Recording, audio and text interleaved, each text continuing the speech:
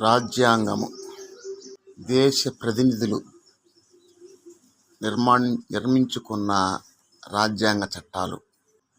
అవి ఆ దేశానికి చట్టాలుగా, శాసనాలుగా గుర్తించబడతాయి.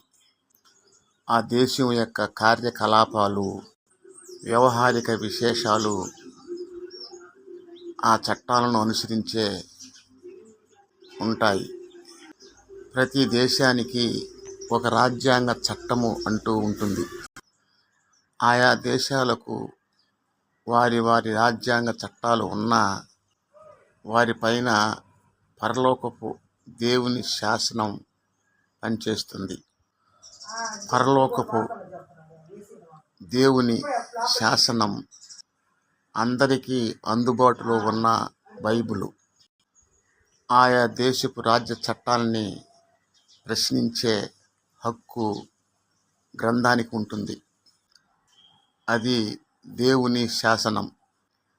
దానికి మించి ఏ దేశమైనా శాసనము చేస్తే పరలోకమందున్న దేవుడు సహించడు.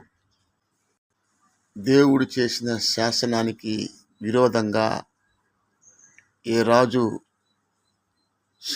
శాసనం చేసినా దానిని మార్చుకోవాలి అంటాది గ్రంథము.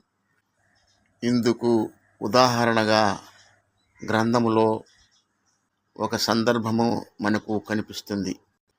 అది బబులోను సామ్రాజ్యములో నెబుకద్నెజరు చేసిన శాసనము.